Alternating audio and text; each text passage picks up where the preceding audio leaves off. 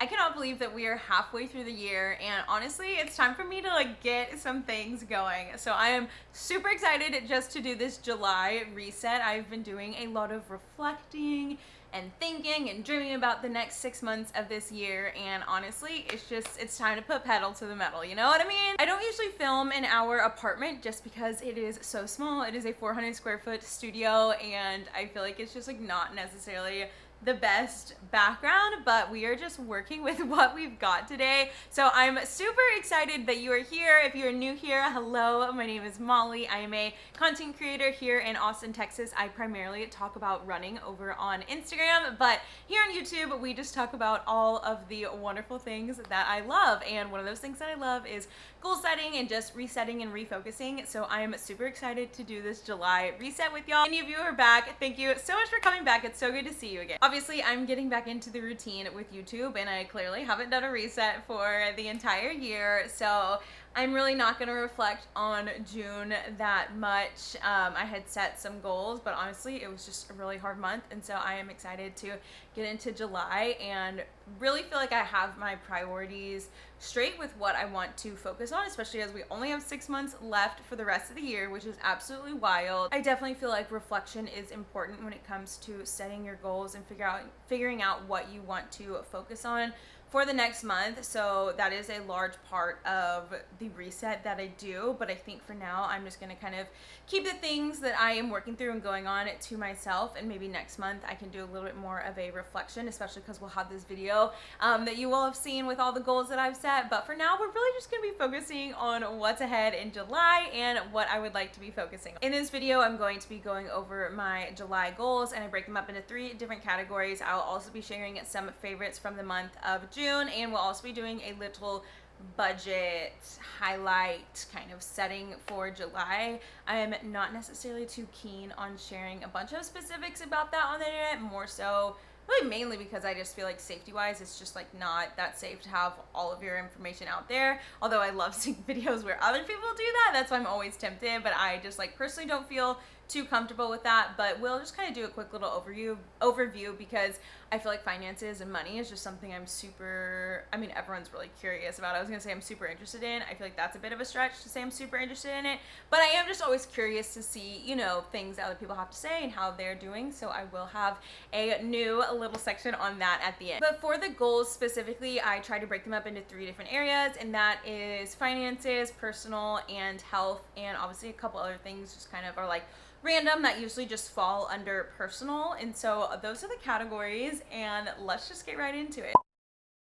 So the first one for finance, this has been a goal for literally way too long, and I feel like we took some strides in June to work on this, but I really want us to make a budget and stick to it. I have the tendency to just like put some numbers into the budget template that I use and just like never look at it again, and it's something I really want to be more cognizant of.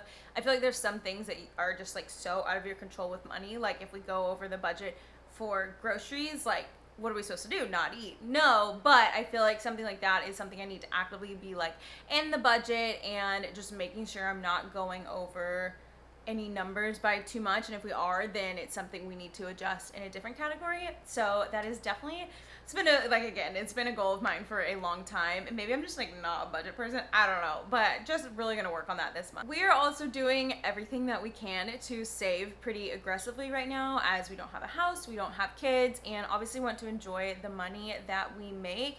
However, we really are trying to save 40% of our income this year. So far, crazy, but we have been successful with that number, and I kind of like the percentage versus being like, oh, I want to save $2,000 this month. I like the percentage because as we are creatives and freelance, and yes, I have a full-time job, but like numbers definitely do fluctuate every single month, and so the goal is to be able to successfully save 40% again this month, and if not, you know, just saving to the best of our ability. But I am really proud of what we've been able to do in the past 6 months. I'm also super interested in just doing a little bit of feng shui in our apartment. I would love to create some type of cozy like reading area. Again, it's a 400 square foot apartment. There's really not like what you see is like this is our apartment, this is what we're working with. So I'm wondering maybe if there's room outside for some type of like cozy outdoor reading area, so that is, and obviously like being able to do that would, you know, cost money. So just trying to figure out if that is something that is in the future for this month. And then last but not least, one of my big goals for 2024 was to utilize sinking funds more. I feel like I always am like talking with my hands, but yeah, just learning to utilize sinking funds. And so that has been something that we've really worked on, and it's been amazing. That's what we did for Japan, and that's just essentially like saving up for something specific with the intention that you're going to be using it. And so for 6 months leading up to our Japan trip, we were putting aside money in that every single month, and I just want to continue to put money into that. So the goal would be to put $500 into that this month. Don't have any trips on the horizon right now. I'm sure Disney or something is right around the corner, but as long as we have the funds, I want to specifically make sure that we're putting it into the travel section. I'm not sure if the lighting changed or anything. I had to take a call. So now it's been about an hour since I filmed, but we are getting back to this. So the next category is personal goals for this month, and I'm really excited. I feel like I turned 30 in May, and just like the energy that comes with starting a new decade of your life is very strong and very real, and I am just in the process and in the state of really getting to better understand myself and better understand like what makes me me, what makes me react a certain way, and all that stuff. And I think a lot of that leads to just spending more time with myself and just digging back into the things that bring me a lot of joy. And so I am really hopeful for the growth that I will hopefully have this month. I don't even know if saying like get back into it is the right phrase, because I don't know if I was ever into it, but like maybe like 10 months ago, 8 months ago, got a sewing machine, and no, I think it was almost a year ago. Wow. Got a sewing machine, and my mom is the best, and sews like so many of her clothes and just sews the cutest things. And so I've always been really like intrigued by the idea, and I feel like I've been seeing more people with really cute outfits that they sewed, and I was like, I want to learn how. And it was so hard that I feel like, because it was one of those things that like I didn't expect to be naturally good at it, but it didn't necessarily excite me to spend my evenings learning to sew, because I knew it was going to take so much energy. So I really want to get back to learning it and just trying to sew something, because I feel like it is something that I will genuinely enjoy once I'm actually like good at it and understand it. It's just one of those things that you're just like so clunky at when you're learning. So that's definitely a goal. I think I talked about this maybe in my reflection of last year, but I really just want to establish a better like quiet time journaling and like prayer routine, and just like life overall. I feel like it can get really easy for me in the morning to get distracted, or because of a run I don't have as much time before starting work to like do all those things. So I really just want to develop a habit in the routine, just because I need that in all areas of my life, and just like be okay with it not looking the way it used to in other seasons. I think that's something that stops me a lot, is like, oh well, I always spent X amount of time at X time in the morning, and now like it maybe doesn't look like that, and so I just get really in my head. So I definitely want to grow in my faith and just grow in that area. I also, probably like everyone else, I want to limit my time on Instagram daily. It's hard because a lot of the times I can like be scrolling just for inspiration or ideas, but ultimately I'm just getting sucked in to like the algorithm or something like that, and that's just not how I really want to spend my free time. There's so much fun stuff that Dom and I love to do, or I love to do, or I want to do, and so I just really want to be better about that Instagram time. I'd also like to get 4 YouTube videos up. Yay! I'm so excited to be back in my YouTube era. I really love long form content. If you can't tell, I just love to yip yap, and there's so much I have to say, and so I feel like YouTube kind of gives me the space to do that. So ideally I will keep posting 1 video a week on Friday every week. Also, I haven't shown this, but I'm on my iPad right now on everything with Notion, and I've had this iPad for probably like 4 months now, so I've had it for a little bit, and I feel like I'm just now really getting into the different ways that I can use it and just like utilizing it in the best way possible, and really just want to like figure out the best way to do both like digital planning along with like the planning that I do anyways in my actual journal and stuff like that. And yeah, just figure out the best way that works for me to optimize organization, productivity, relaxation, all that stuff with the iPad, if that makes sense. I don't know. The next one, y'all, I was listening to an episode and I was just like, I gotta get rid of it all. So I really want to do some decluttering this month. ultimately we don't have that much stuff because we are in a small space, but I'm just like, I feel like we have so much stuff. Like, where did this all come from and how do we get rid of it? The last one, kind of like what I was talking about at the beginning, is really just lean into being alone and doing self-care for myself alone, and being okay with just like going out and doing stuff without someone else. I think that is something that a lot of us have fallen into, especially if you're married. It's just really easy and good to want to do stuff with your partner, but it's also really important just to be comfortable and excited about doing things alone. And so that's definitely something I want to work on this month. The last category is health, and I definitely feel like in the past few weeks I have really just like taken a turn. Again, it might be because like the turning 30 thing, but I feel like I've gotten a new passion and excitement for really figuring out the best way to care for my body, mind, and spirit. And so I have been really good about not necessarily hitting my protein goal every day, but just getting a lot closer to it on a more consistent basis. So I want to keep my protein up.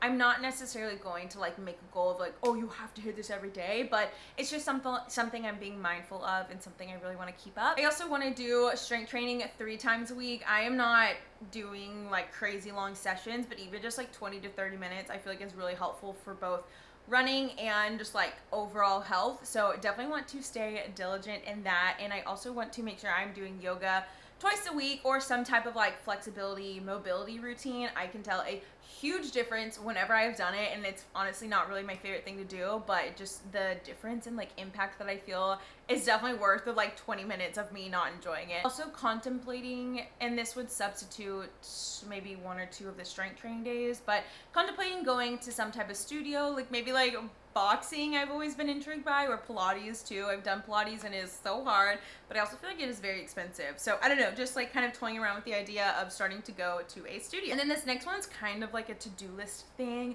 but I really need to schedule all my annual appointments, and I probably didn't do myself a favor by doing like all of them in the summer, but every summer I always do like my gynecologist, my annual, just like my PCP, my dermatologist, like all of those. And so that has just been something that's been like in the back of my mind, and I'm like, you know what, it would probably take like 20 minutes less to schedule all of these appointments, and I just need to do it. And last but not least, along with my whole journey of just getting to better know myself, is I would love to start therapy. That is something it has been on my list for such a long time. I did therapy probably like 5 years ago, and it was worth every single penny. The reason I like hesitate is always because of the money, of course, but there is no better investment than yourself. It is cliche, but it is true. And yeah, I'm just at a point in my life where I feel like doing therapy is something that would really benefit me and benefit all of the relationships around me too. So definitely looking forward to diving into that. First time doing any type of budget review, let me know what you're interested in seeing below, or if there's just like a better way to talk through this. But since I don't necessarily want to share specifics, I thought it'd be fun just to kind of see like the expense breakdown of where we spent the most of our money in June. And I don't know, maybe in future videos I can kind of set a budget together like with y'all. We can do that, but I think for this month, just because it's new, I'll just do an expense breakdown. So overall, we did okay. Also, I'm like looking down at the budget right here if I keep looking down, but we did okay. I know I mentioned the example of groceries earlier, but yeah, we went over on groceries, not by too much, but it's just one of those things where I'm like, groceries are so expensive, and so is eating out in Austin. Like, Austin is just a high cost city, so I feel like I really need to figure out the best way to budget like the eating out and the groceries, because we really love eating out, but even in the past few weeks I was like, I really love like the meals that we cook too, and I feel like we cook really delicious meals and they're just as satisfying as eating out. So anyways, we went a little bit over on groceries, but we were a little bit down in eating out too. So overall, we spent about the same as what we usually do every single month overall, like on food. It was just allocated differently. I don't really know what we spent money on for shopping, but we were a little bit over on shopping. We were also a little bit over on fun.